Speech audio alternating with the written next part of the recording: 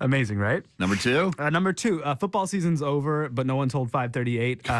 Nate Silver's super analytical blog, they took this very, as is their wont, an analytical approach to finding out what goes into deciding which football players are better than others in the Madden games from EA Sports. It's in the game. But they did it in this really brilliant way. They sent a 538 reporter to become a player in the game. And so they measured his stats. They gave him all these trials, passing, receiving, running, and then made him a character in a game, and he gets absolutely destroyed.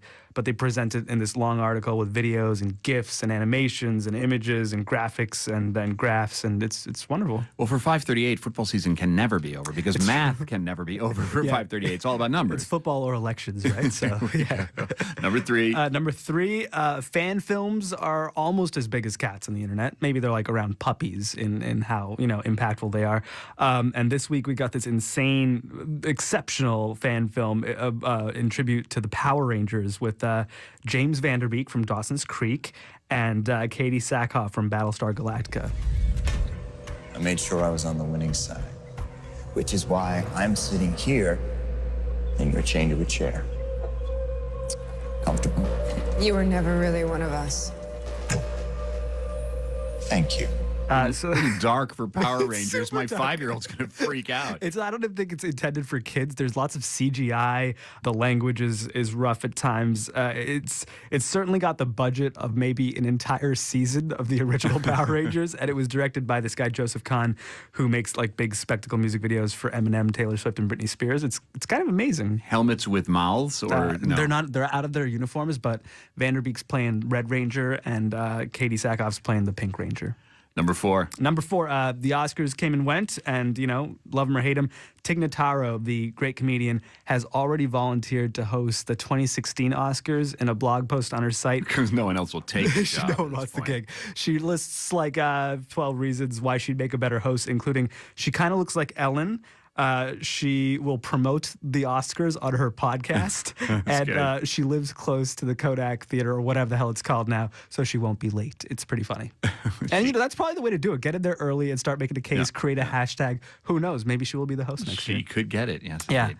Now, a bone to pick. I mean, you're supposed to be the on the edge, sort of reaching deep on the internet. And you got something from Kimmel? I got something from Kimmel. Oh, for heaven's sake. Not because it's you couldn't see this somewhere, but in a sense, he has some producer who deserves some recognition for knowing exactly what the internet wants. The internet wants mashups, it wants nostalgia, it wants irony.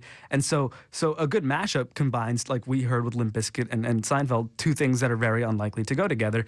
And some producer there this week got Warren G and Kenny G together to perform Regulate. So I give him this just for knowing what we want.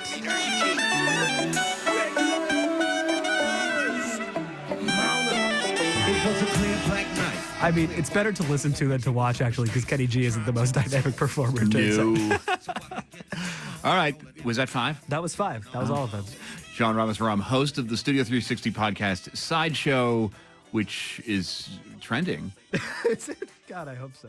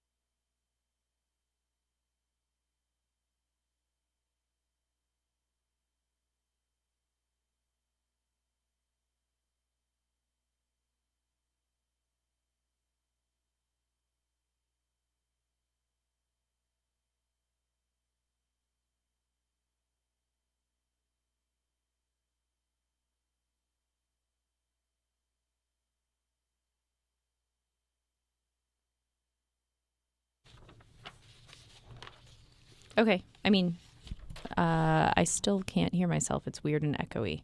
Yeah, there's an echo. My mic is not working. Okay. Oh, yeah, there's an echo.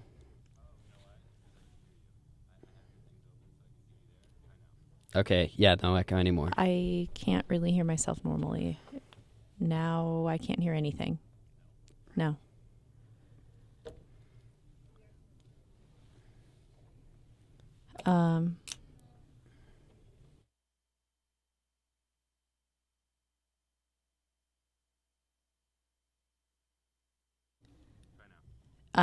Good. This is good.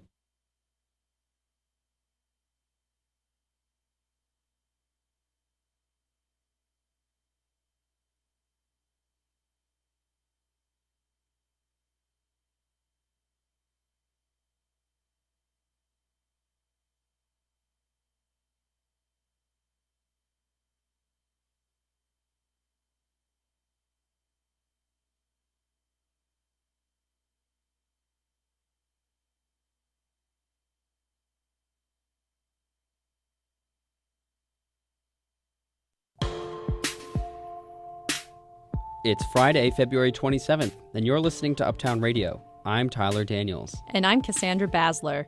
President Obama is requesting war powers to fight militants of the self-declared Islamic State. Congress is hesitating to grant them, but some communities here support intervention in the Middle East. It's not a Kurdish fight alone, okay? It's an international war. Young black women in New York City schools are being suspended 10 times more than white students, and that can hurt their academic performance. Me not being able to get to that algebra class and falling behind in that class, it actually made me depressed. Like, I legit did not want to be there. It's the second to last day of an annual hot chocolate festival, and today's featured flavor is beer? Beer and chocolate go swimmingly together. They're incredibly nice together. That'll warm you up. But first, this news. From NPR News in Washington, I'm Lakshmi Singh. The GOP-led Congress has under 12 hours to draft legislation that keeps the Department of Homeland Security funded and open. Whether lawmakers will get there in time is still far from certain. The Senate has approved funding the DHS for a full year in legislation that no longer includes overturning the president's executive actions on immigration. Meanwhile, the House is trying to drum up enough votes for final passage of a measure that funds DHS for 3 weeks. GOP opposition to Obama's use of executive action figured prominently at today's annual Conservative Political Action Conference. Among the main speakers, former Florida Governor Jeb Bush, who was considering a run for the White House in 2016. The president jammed down the throat Obamacare, the Affordable Care Act, and Dodd-Frank and the stimulus. But we have fought in a principled way, increased overreach. He's now using his executive power to try to carry out his agenda. President Obama has defended his use of executive action as a response to what he has called inaction by Congress and lack of compromise by his Republican critics. The top U.S. negotiator with Iran says there is no grand bargain in the works. Talks are focused, she says, just on Iran's nuclear program. Here's NPR's Michelle Kellerman. When Undersecretary of State Wendy Sherman spoke to the Carnegie Endowment, the topic was meant to be U.S. policy in Asia, but she also faced questions about Iran and whether any nuclear deal will strengthen Iran's hand in the Middle East. We are very clear-eyed about what Iran is doing in the region, and the nuclear negotiation is just about the nuclear negotiation. She says even if the U.S. and its partners strike a deal with Iran that would close off all pathways to the bomb, the U.S. will maintain sanctions that are related to Iran's poor human rights record and to its support for terrorist groups. Michelle Kellerman, NPR News, the State Department. For many Trekkies, these words hold special meaning this day. Live long and prosper. Leonard Nimoy did, and he had, as Spock, loved by generations of Star Trek fans. His family members reported that he died today at the age of 83. He was Star Trek's Mr. Spock on TV and in movies for more than 40 years. NPR's Netta Ulaby has this appreciation. According to Star Trek's creator, Gene Roddenberry, Spock was the ship's science officer, half human, half Vulcan, and the show's moral conscience. My brief contact with the creature's mind, I discovered it as a highly intelligent, extremely sophisticated animal. Leonard Nimoy started acting as a teenager at a settlement house theater in Boston where he grew up. His father was a barber, a Jewish refugee from Ukraine. Nimoy felt stifled by Spock at times during his career. He also appeared on Broadway, wrote poetry and plays, and directed a few blockbuster movies, including Star Trek IV. He eventually made peace with the character. Spock could have been just pointy ears and punchlines. Leonard Nimoy gave him gravitas. Netta Ulaby, NPR News. From Columbia Radio News in New York, I'm Joe Sykes. In New Jersey, ExxonMobil has agreed to pay $250 million for damages to New Jersey wetlands. Back in November, Governor Chris Christie accused the corporation's Bay refinery of causing staggering and unprecedented environmental damage to wetlands in the northern part of the state, near Linden. The state had asked for $8.9 billion in damages, so this might come as a shock for many environmental activists. The settlement will be submitted for court approval in May.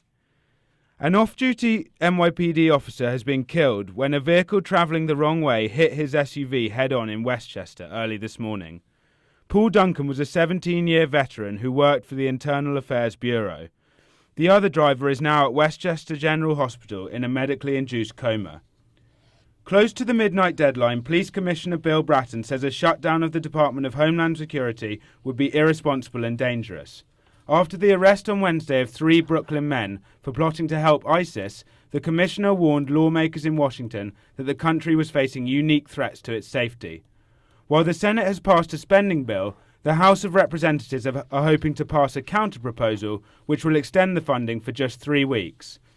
Lows of 12 degrees tonight and clear skies, winds up to 10 miles per hour, sunny over the weekend with highs of 38 degrees. Construction and maintenance will disrupt subway service across the city this weekend. 4 trains will be suspended in both directions between Brooklyn Bridge and New Lots Avenue. 3 trains will replace 4 trains in Brooklyn and will run express in Manhattan.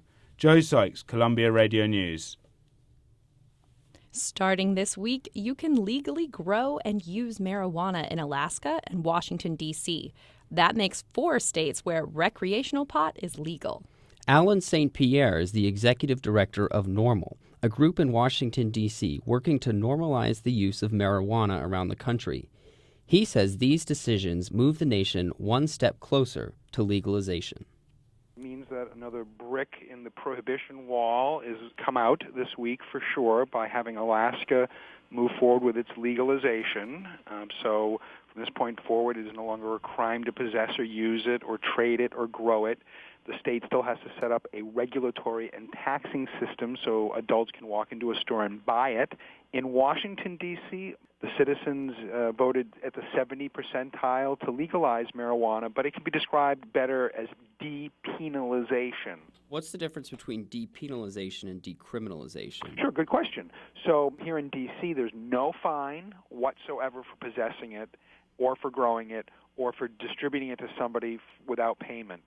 So depenalization would appear to be sort of the penultimate before legalization. How many states have decriminalized marijuana laws now currently? So pretty big number, 23 states with functional laws, 12 states without. So about 35 or more states in one manner or another have deviated from the federal prohibition on medical marijuana.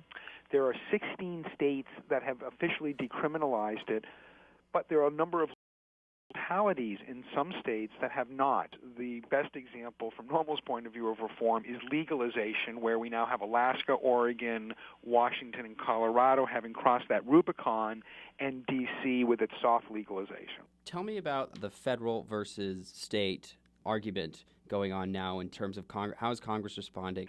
Congress is not going to do boo about this ultimately because medical marijuana is available in D.C. There are 3 dispensaries that sell marijuana to 2,300 qualified patients in the district out of 600-plus thousand residents. But they literally sell marijuana and cultivate it in the shadow of the Congress, and Congress didn't do anything about that. This past year, the D.C. City Council passed a decriminalization law that went into effect July 1st. Congress didn't do anything about that either. So I think overall in D.C. we're going to have this soft legalization until Republicans are out of power. And we're nonpartisan here at Normal. That's a political analysis. Mm-hmm. And what about federal reaction? Is there anticipated to be any sort of federal DOJ reaction to this? Sure. Could the DEA kick in my door and arrest me for what I've now done legally under D.C. law? Regrettably, they could. That would be insane on their part, but yes, it is possible. What states are there any legalization or decriminalization or depenalization acts coming up in any other states around the country?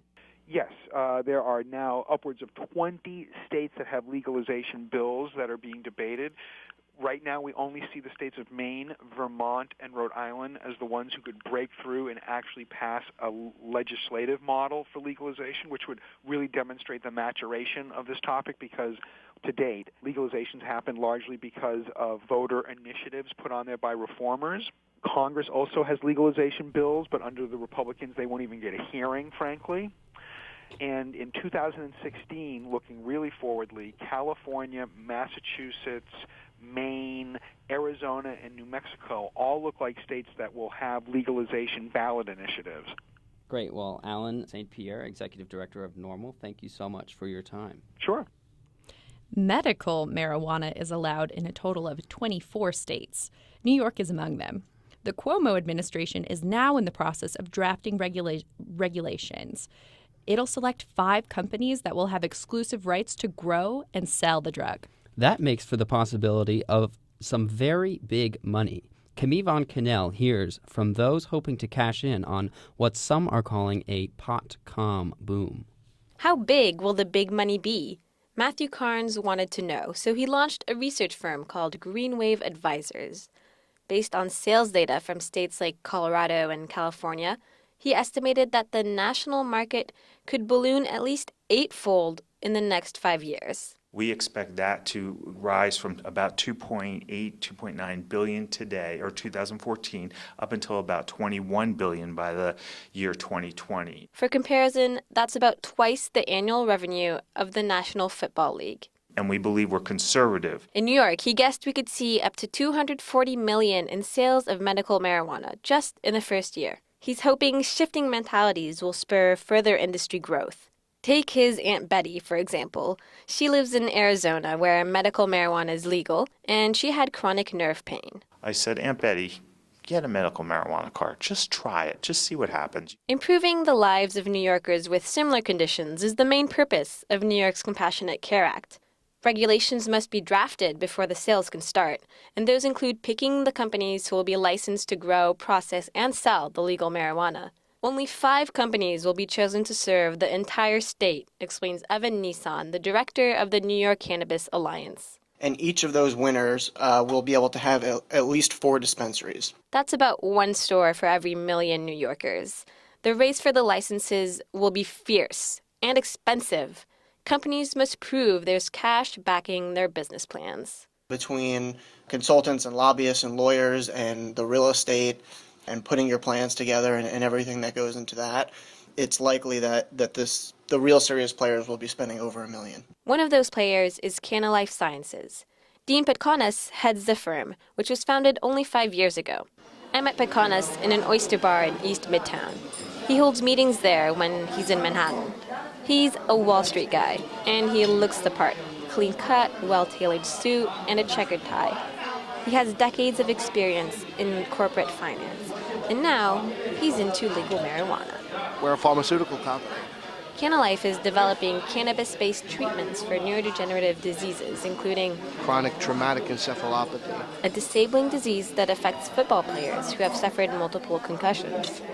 The treatment will be in the form of pills, oils, or patches. New York's law favors this type of processed cannabis-based medicine. You won't see anyone lighting up like in California. What I think differentiates New York State from other states is that the design of the regulation set forth kind of skip over that part of it, in the sense that you can't have flower. Or bud, in more familiar jargon. No smoking, no edibles like those cannabis-laced brownies, and only patients with the most severe conditions will gain access. The Department of Health will fix the price. Another company hoping to get one of the coveted licenses is called TerraTech. Adam Scavone, an attorney, is working on its application. He says the Department of Health still has some kinks to work out before the state opens for business.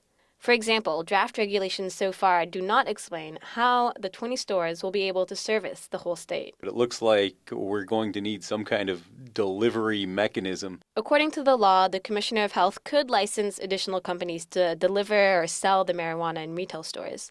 All the product, though, would come from those 5 big cultivators.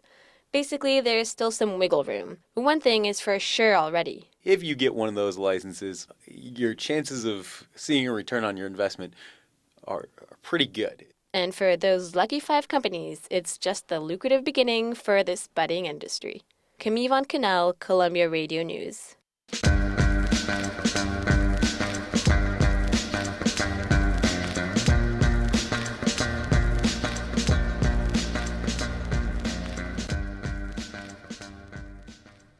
You're listening to Uptown Radio. I'm Cassandra Basler. And I'm Tyler Daniels. In Washington, President Obama is asking the GOP-led Congress for the power to take military action against the self-declared Islamic State, or ISIS. Congress hasn't granted such authority since 2002. Though they seem open to authorizing force, Congress has a track record of butting heads with Obama. Gregoire Moll explores the long-term concerns raised by this looming decision, starting with the response from a Kurdish community here in the Northeast. If you're looking for people who support an American intervention in the Middle East, you would have found some at the Central Unitarian Church in Paramus, New Jersey. Around 50 Kurdish Americans are putting brownies and salads on tables as they celebrate the end of a 3-day religious fast. I have forks. 3 people are playing traditional Kurdish music.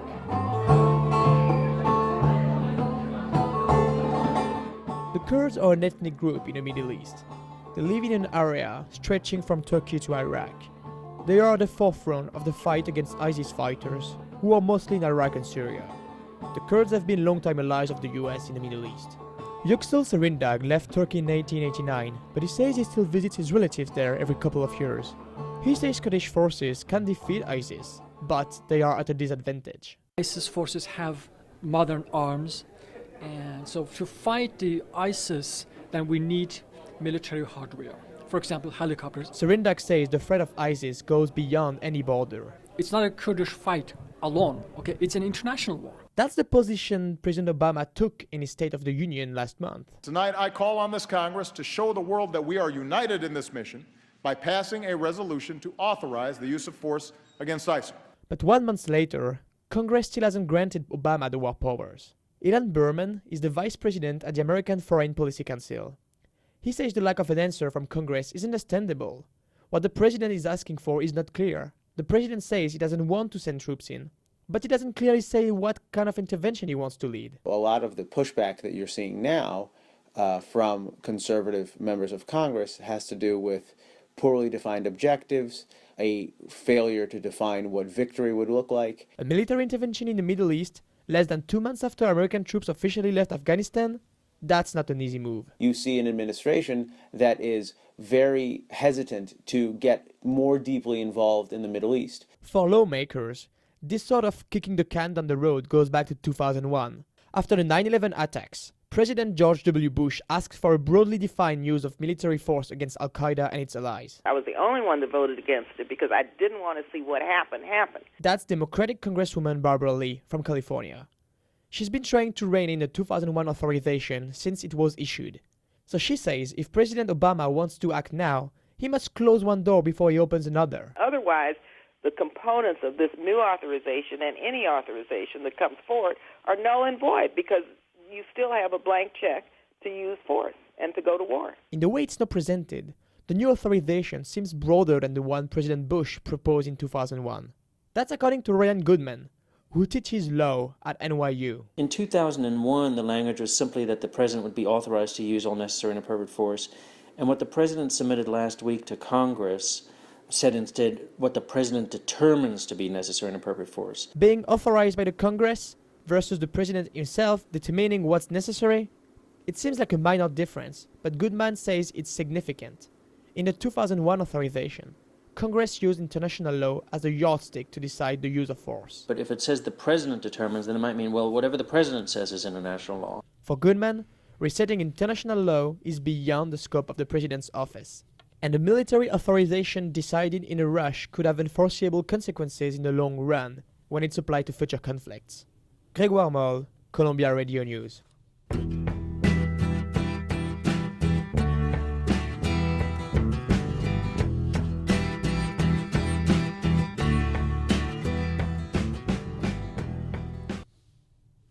In just over a week, the New York City Football Club will take to the field for their first competitive match in Major League Soccer. The Manchester City Football Club and the New York Yankees, two of the most valuable athletic franchises, acquired the new team in May 2013 for $100 million.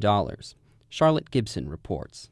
2 years ago, two of the biggest names in sports came together to form an American soccer team, the New York City Football Club.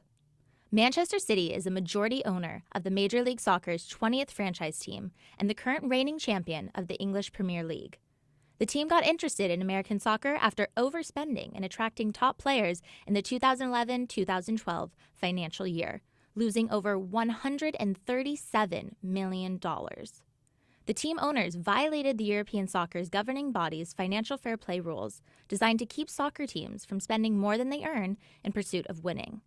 Sean Maislin, editor of the MLS Multiplex, the Major League Soccer news and opinion site, says that due to Manchester City's history, their money and ownership won't be enough to prove their interest in the American Soccer League. When Manchester City ends up coming in, they have to be able to prove themselves that they are interested in the American soccer product, that they're interested in developing this league, and that this isn't just another team for them to store players and hide salaries. NYCFC must compete for the loyalty and attention of sports fans in the New York area. There are 10 other professional major sports teams in the New York market, including MLS veteran, the New York Red Bulls. But the team will have some help with the backing of New York Yankees, the most valuable professional baseball team with a net worth of $2.5 billion. Specifically with the Yankee background and the way the Yankee ownership understands the city, I think that we should give them a little bit of credit and let's see what they can do. The soccer team will also have to compete for the attention of soccer fans who follow other leagues around the world, like Manchester City, who is a part of the English Premier League. However, many U.S. Manchester City fans remain unsure about NYCFC's ability to be a standout soccer team. Loyal Manchester City fan and Alabama native Christopher Aiden feels that NYCFC will not have the depth on the field to go far in the MLS season. I know some people out there will say that, they're backed by Yankee money and Manchester City money, so they should be able to win the cup their first year. But I don't think that's the case. I think it'll be basically just a generic expansion team season where they'll make a push for the playoffs. And if they go deep, they go deep. NYCFC players have been practicing for the last 2 years in anticipation for their first ever MLS season. The team is expected to play its first game against Orlando City Soccer Club on March 8th. That is, if the MLS players do not carry out their recent threat to strike in an effort to increase their salaries and become free agents. Charlotte Gibson, Columbia Radio News. So, Tyler, do you think they'll dress in blue and black? No, those uniforms will definitely be white and gold.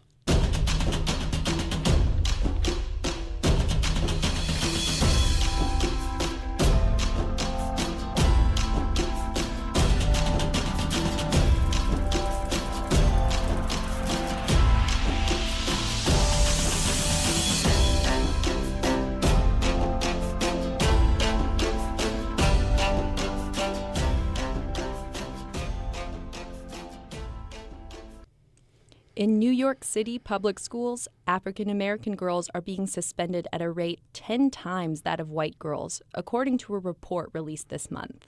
Some blame this fact on a set of educational policies known as zero-tolerance discipline. Joe Sykes visits one school where they do things a little differently. When Tashawna Crowder was at the Thurgood Marshall Academy in Harlem, the school suspended her. At least 7 times, at least. She admits she could be badly behaved, but says when she was suspended, she was just at home, and she was no longer able to do her work. It was her math that really suffered. Me not being able to get to that algebra class and falling behind in that class, it actually made me depressed. Like, I legit did not want to be there. And according to a recent report, Tashawna isn't alone. So black girls are 10 times more likely to be disciplined here in New York than white girls. Kimberly Crenshaw is a professor at Columbia Law School and wrote the report. She says black girls are being pushed out of school and this puts them on the road to failure, and she says in many cases they wind up in the criminal justice system. She says the focus has been on boys before, but in New York, the racial disparity in suspensions is actually higher for girls than it is for boys. When we say Black Lives Matter, we mean all lives matter, and we have to be as attentive and inclusive of the lives of girls and women as we are of the lives of men and boys. The problem many point to is zero-tolerance discipline. This is where students are suspended on the spot for offences like wearing the wrong uniform or answering back to a teacher. Proponents say it helps keep disruptive kids out of the classroom. Others disagree. The assumptions of zero-tolerance policies just have not held up. That's Cecil Reynolds. He chaired the American Psychological Task Force on the effectiveness of tough discipline in schools. Well, it creates a climate of anxiety and fear when, in fact, it was intended to create an environment of certainty and safety. Now, some schools in New York are trying something different. Tashawna Crowder, who we heard from earlier in the piece, moved from her old school to the James Baldwin School, a specialist transfer school in Chelsea. Baldwin is a pioneer in a new approach called restorative justice. So we're in a circle, and welcome to everybody. We have here in our circle today, me, the facilitator. We've got our dean, Kate. This is a system that allows kids like Tashawna to play an active role in addressing what they've done wrong. Here, 6 teachers are role-playing. The student Jennifer recounts how she threw down her paper and walked out in the middle of class. Well, see, what happened was I was just frustrated. I didn't understand the directions. I didn't know what was going on, and I kept asking. This is an offence that normally results in suspension. But here, the group go round the circle discussing her behaviour and how it affected each of them. Today, they don't get to a resolution in roleplay. Let's give our role players a round of applause. But Tashawna is able to tell the teachers how restorative practices helped her in real-life conflict with another girl. When I was in a mediation, and one girl that I had a problem with, we went and we left, like not speaking to each other, but we had a respect for each other where it never crossed. The 19-year-old says now she can graduate and maybe even think about her future career prospects. Yeah, I actually want to become a forensic psychologist, but I was kind of thinking about redirecting into a teacher. I think I want to be a 9th grade global teacher. Is it working? Well, if you look at the numbers, it's really hard to tell. Baldwin doesn't release suspension data, and many restorative justice advocates say it's more about a child's overall outlook than statistics. That rationale is far from definitive, but this kind of approach is expanding and is currently being tried in a handful of schools. One thing is certain, school officials are unhappy with zero tolerance. Last week, New York City Schools Chancellor Carmen Farina announced new changes to the discipline code, making it harder for principals to suspend kids. The Department of Education will hold a public hearing about the reforms on Monday. Joe Sykes, Columbia Radio News.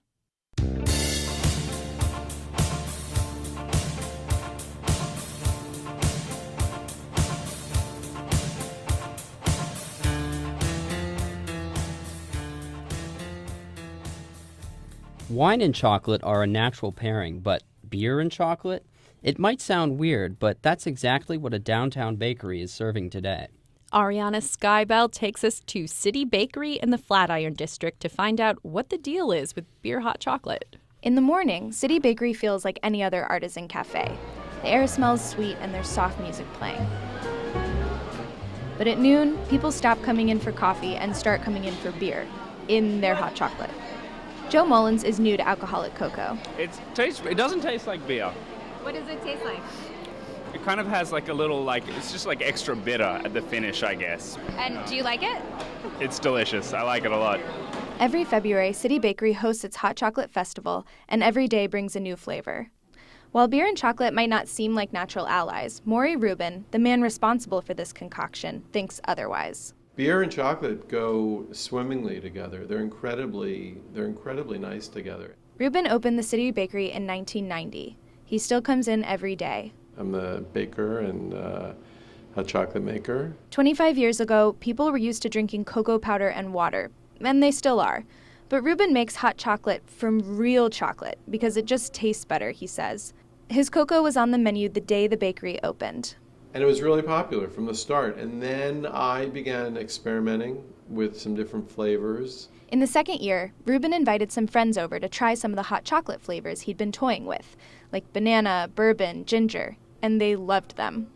In the rearview mirror of hot chocolate history, that was the sort of unofficial first hot chocolate festival. Reuben said that once the craft beer industry took off, he had new material to work with. And so it was time for me to try it. Is this it? That's it. Oh my gosh, okay. I think you're ready to try it. Oh, it's delicious. Thank you. I didn't know if it would be or not, but it is. There you go. I wanted to take my hot chocolate to go, but can you do that? Can you take the beer hot chocolate in a to-go cup out with you? Absolutely. It's a free world. And that's legal, or? It's incredibly legal. It's legal and delicious. And brings a whole new meaning to the word chocoholic. Ariana Skybell, Columbia Radio News. Oh,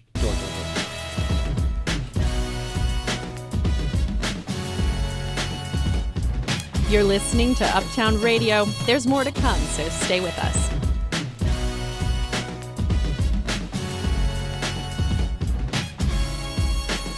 We're back with Uptown Radio. I'm Tyler Daniels.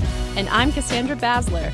Uptown Radio is online at uptownradio.org. Here's what's coming up in the second half of our show. Open internet is the future since the FCC voted on a new net neutrality rule this week. Employees with the Department of Homeland Security may not get paid if the House can't pass a bill by midnight to finance the agency. But what does that mean for other areas of government, like immigration? Cuba wants to be taken off the U.S. list, calling the country a state sponsor of terrorism. Representatives met today in Washington.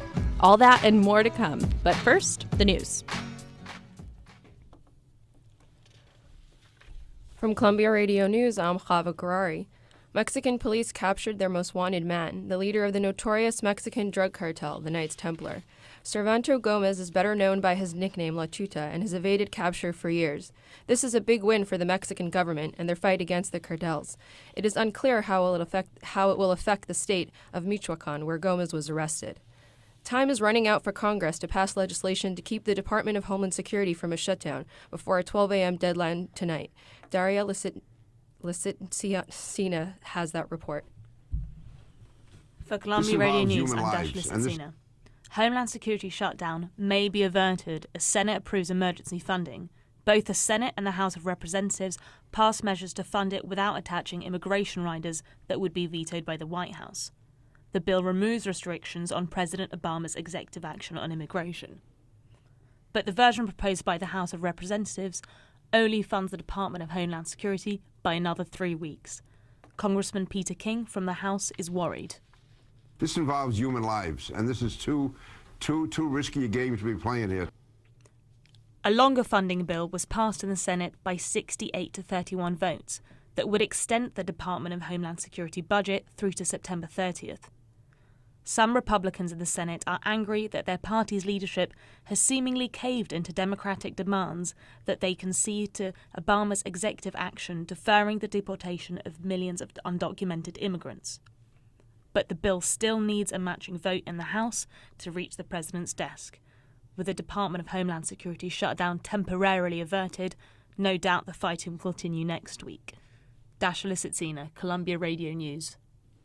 We're back with Uptown Radio. I'm Cassandra Basler. And I'm Tyler Daniels. There are just hours left for Congress to avoid a partial shutdown of the nation's most important security agency. If the House doesn't pass legislation to finance the government agency in the next several hours, the Department of Homeland Security will run out of money by midnight. The debate is part of Republican efforts to block President Obama's immigration policies. A federal judge in Texas last week halted a program that would have protected 400 million people from deportation.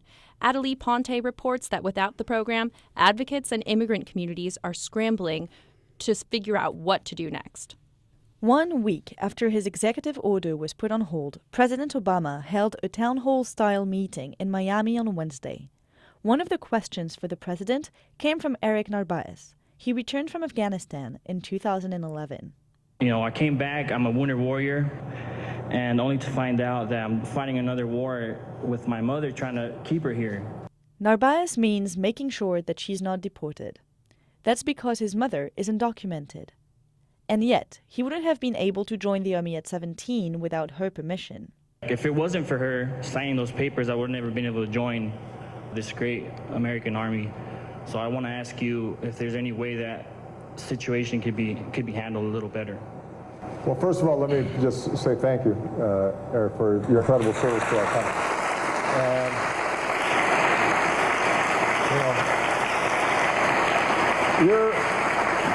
you're a great example of why this issue is so important.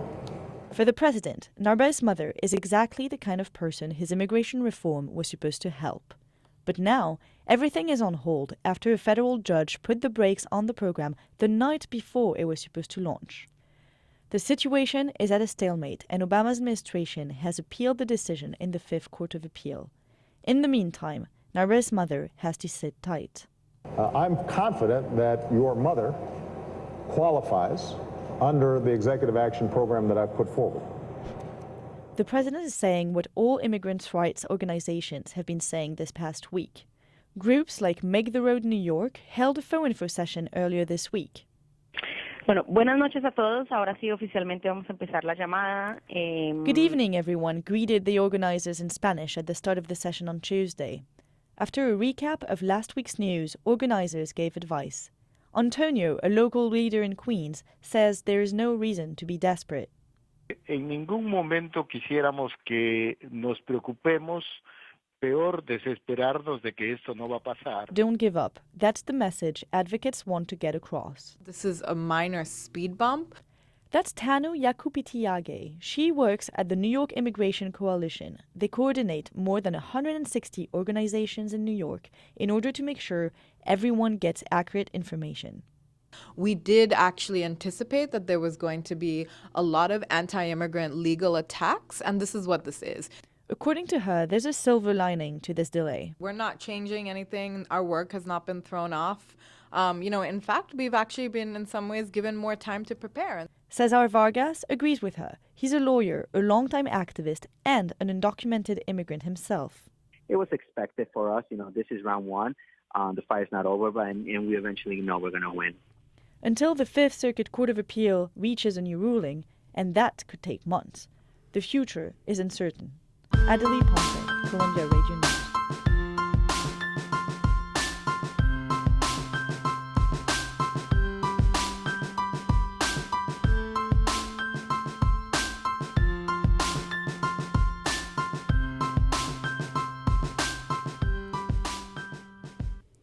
When an elevator breaks down repeatedly, all the city can do is give out violations and fines and eventually take the owners to court. Meanwhile, elderly and disabled residents feel trapped in their own homes. But a new city council bill may give the city the right to make repairs more quickly.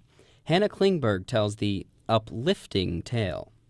Out of order, the three most annoying words in the English language, at least when it comes to elevators. But today, the Housing and Buildings Committee of the City Council discussed establishing an emergency repair program that would allow the cities to step in and fix the elevator when the landlord doesn't. That's good news for the residents of 545 West 146th Street. The building is number 5 on the city's top elevator offenders list. It has 17 violations. But today, the elevator actually works. Sort of.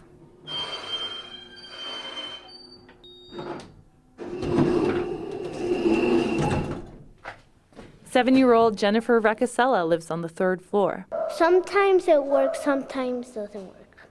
Does it, and when it doesn't work, does it take them long to fix it? Yes. How long would you say?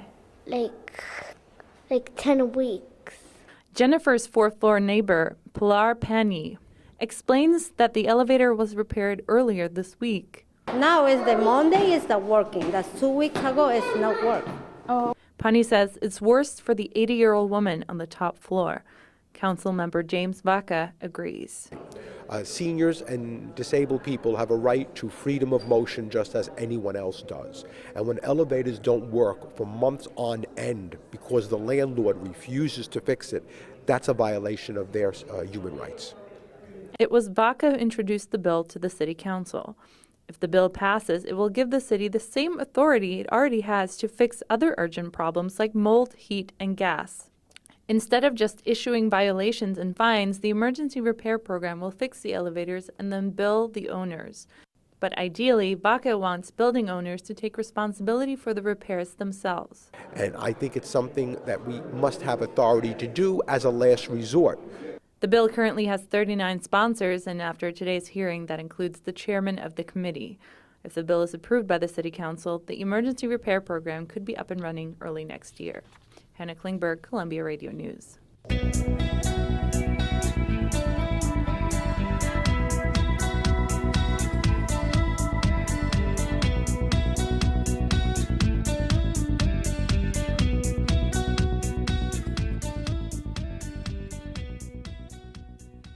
Not all slushies come in styrofoam cups. Off the coast of Massachusetts yesterday, Nantucket Islanders saw giant waves frozen over with slush. Sarah Octay is an oceanographer on the island. She works at the University of Massachusetts field station there.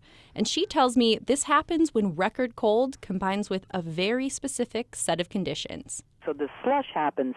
It's one of the relatively early things that starts happening when it's a shallow area, but the waves are still churning it so that it can't form a sheet of ice. And so there's just enough movement where you just get these little ice cubes basically in the waves. The waves can even freeze solid. So this is a step before the waves freeze solid, and it's when it gets really cold really fast and it forms these little ice cubes that are entrained in the wave, and it's shallow enough where it's very slushy. And we see this in both the harbor and offshore. It's not super common, but it's not super rare. I was going to say, how rare is it that the ocean, in effect, freezes like a Slurpee? I mean, can this happen in other places along the East Coast? Oh, sure. Yep. This is happening off of Nova Scotia. We had this slushy ice formations, and actually it was quite beautiful. And we even had kind of frozen waves formed in scallopy patterns, which was quite beautiful up on the beach. So we'll get these waves on the beach that mimic the sand underneath. And when it's really cold, all kinds of crazy things can happen. But off the south shore of Nantucket, this slushy-type ice waves, I would say, would happen 2 or 3 times a decade. I mean, it might be more often now if this the jet stream ends up meandering like it's doing and weakening, which scientists are thinking is the cause for this. We might see this more often. So climate change sounds like it's playing a huge role in the increase in these slush waves. Well, sure. We're usually impacted a lot by the Gulf Stream in the wintertime. So typically we're 10 degrees warmer than the mainland in the winter. What's interesting this year and the last couple of years, especially in these big storms, is the jet stream has been lowering. We've had these big polar vortexes and troughs as the jet stream dips down and pushes the Gulf Stream further away and pushes our warm blanket further out into the ocean. And so we've had some, pretty major storms.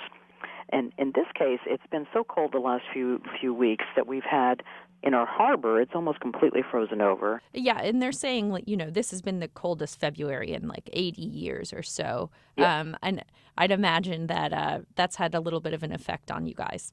Yes, because it really impacts whether we can travel or not.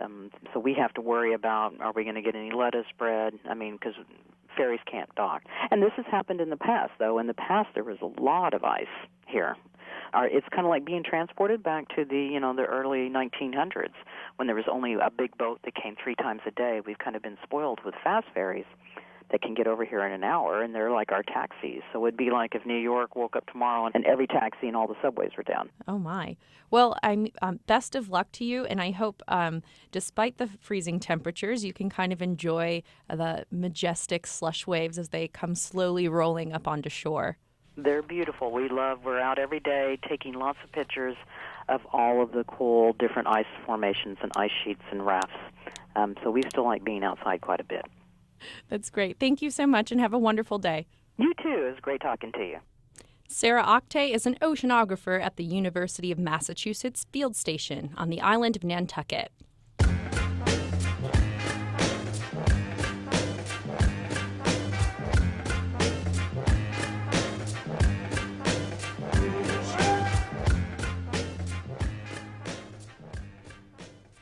Supporters of net neutrality scored a big win this week in Washington. The FCC voted to reclassify the Internet as a public utility and institute new rules to regulate the Internet. Though this is a big step, Hava Garari reports that big Internet providers will keep fighting against the ruling. The Internet is really powerful. It's the engine of the economy, global communication, innovation, and it can also do this. This is the sound of all 156 episodes of The Twilight Zone playing at the same time in one YouTube video. And it takes a lot of bandwidth. If the internet were a freeway, a YouTube video like this is a monster tractor trailer. Buying something on eBay, more like a motorized scooter. Net neutrality is the principle that says that all internet traffic, trucks or scooters, should be treated equally. Tumblr has been very active in rallying their digitally savvy user base to promote net neutrality. Liba Rubenstein, director of outreach at Tumblr, was in Washington, D.C. for the FCC meeting on how to regulate the internet. Oh, the mood was really celebratory. They made a historic vote to uphold and protect net neutrality by reclassifying broadband service as a common carrier. Until now, the internet was considered an information service, but Thursday's vote allows the FCC to treat the internet as a public utility, a classification known as Title II. It gives the FCC new tools for regulating the internet and means they can now enforce net neutrality on broadband providers like Comcast or Verizon. Jessica Gonzalez from the National Hispanic Media Coalition says the reclassification is a victory for internet users, for freedom of expression, and innovation. She says she didn't see it coming. I really don't believe, actually, what has happened. A year ago today, if you asked me whether you thought whether I thought reclassification was possible, I would have said yes publicly, but deep down inside, it was a really uphill battle. That's because there's a lot of opposition from broadband providers, mainly from cable and telecommunication companies, and from Republicans in Congress. Doug Brake is a policy expert at the Information Technology and Innovation Foundation and questions whether the Title II decision will stick. It's so controversial that it's likely not to last. I think that it's been done, it's legally unstable. I think that just the fact of reclassifying, it's not clear that the commission has the authority to do that. And then it's politically controversial. As I mentioned, I think that it's likely that this will be undone by any future Republican administration if it's not undone by the courts. Some of the arguments against Title II are that it gives too much power to a government agency and will thereby stifle innovation, and that it will increase costs to consumers. Before the vote, Republicans introduced legislation that they hoped would achieve the objective of net neutrality without the Title II reclassification. James Gattuso of the Heritage Foundation says that now that the vote is over, the chances for a legislative solution are very slim. Another way to undo the FCC's decision is to fight it in court, which the cable and telecommunication companies have promised to do. Gattuso says the FCC will have to justify the reasoning for their decision. Even though the Commission has the ability to change its mind, it has to do so for a particular factual reason. That reason cannot simply be we changed our mind or we have a new chairman or there's a different party in power. The fight may not be over, but this battle is won, and net neutrality has been named the victor. That means you can binge watch all 13 episodes of House of Cards Season 3 released today on Netflix, and nobody can stop you. Hava Garari, Columbia Radio News.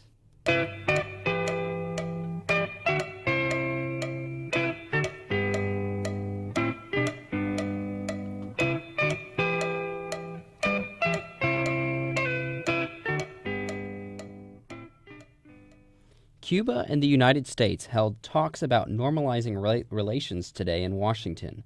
The U.S. currently includes Cuba on its list of countries that sponsor terrorism, but Cuba wants off that list. Reporter Nardos Mesmer talked to Cubans in New York.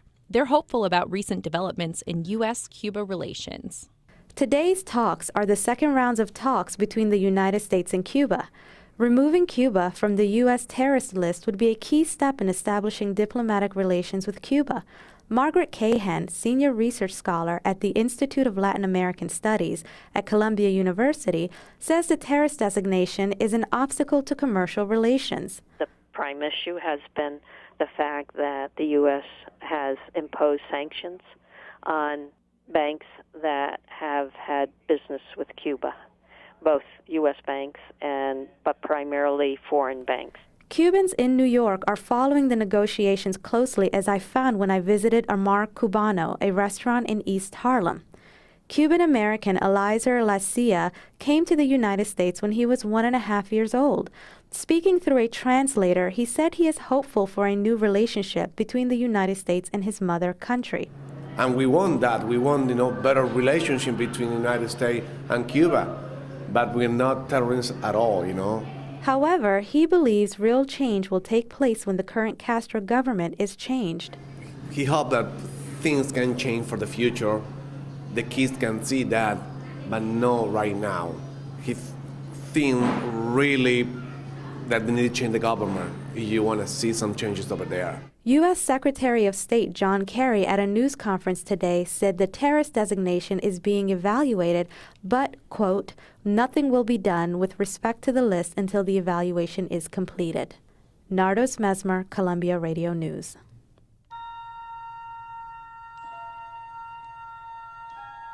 Space, the final frontier. These are the voyages of the Starship Enterprise. Its 5-year mission to explore strange new worlds. Leonard Nimoy, Star Trek's Spock, has died. The cause was pulmonary heart disease. He was 83. Spock was the half-human, half-Vulcan first officer of the Starship Enterprise, and Nimoy turned him into a cultural treasure. Starkly logical but still empathetic, Spock explored what it means to be human. His character was the unlikely best friend of Captain James Kirk, and he immortalized the split-fingered Vulcan salute. Live long and prosper. Nimoy was friendly with Star Trek's fiercely loyal fans, but also sought a life beyond pointy ears and slanted eyebrows. He wrote 2 autobiographies, I Am Not Spock, and then 20 years later, another, I Am Spock. But he also wrote poems and music, some of it silly but still beloved by fans. In the middle of the earth, in the land of the Shire, lives a brave little hobbit whom we all admire. He performed spoken word on stage and directed 2 Star Trek movies, The Search for Spock and The Voyage Home. And light years away from sci-fi, he directed the successful comedy 3 Men and a Baby. Though he's now moved on to new frontiers, the memory of Leonard Nimoy will endure. I have been, and always shall be, your friend. When commentator Ariana Skybell found herself accused of procuring the booze at a high school party, she learned you can't always trust the people in charge. The principal, Rabbi Stan, called me out of class.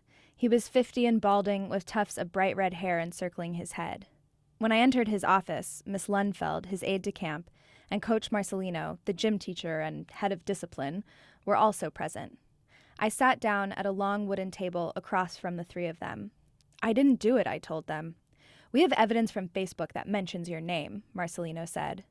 Does it say I bought the alcohol? Well, no, but if you didn't do it, you must know who did. I did know, but I was not going to tell them. If you don't tell us, Rabbi Stan said, we'll treat you as the culprit and you'll be suspended. For a long time, I just sat there. Coach Marcelino glared at me. In our Health 101 course, he told the girls we should all lose 10 pounds by year's end, and Miss Lundfeld had once told me that feelings didn't matter because they aren't real. The authority figures I was supposed to respect were acting like high schoolers themselves. I felt like a kid on the playground being told to eat a worm or get beaten up. I was terrified, but there was no way I could give up my classmates. I'd like to call my parents, I said. Rabbi Stan smirked. Okay, I'll call your parents on my phone, he said. Explain the situation, and then you can speak to them. When my father answered, Rabbi Stan identified himself and asked that my mother join the conversation too. He explained what had happened, and he said he knew my parents would give me the right advice. Rabbi Stan passed me the phone. Ariana, my father said, this is crazy and unfair. Under no circumstances should you name names. My mother said, Ariana, you tell Rabbi Stan that this behavior and the situation they are putting you in is entirely inappropriate. I can't, I said. I can't say that to him. Rabbi Stan sensed things were not going his way. He insisted I return the phone, and as he listened to my parents' objections, his face grew redder and angrier by the second, his brow furrowed.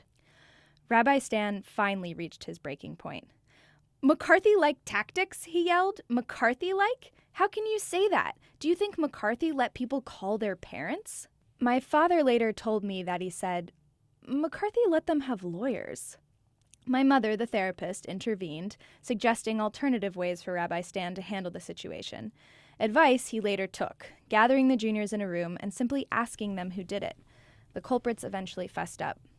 And in the process, I realized that authority figures are fallible. They're ruled by the same emotions and fears as the rest of us. And just because someone has power over you doesn't necessarily mean they deserve it.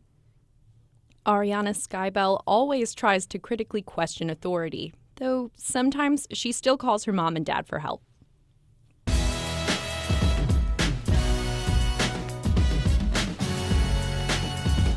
That does it for this edition of Uptown Radio. Thanks for listening.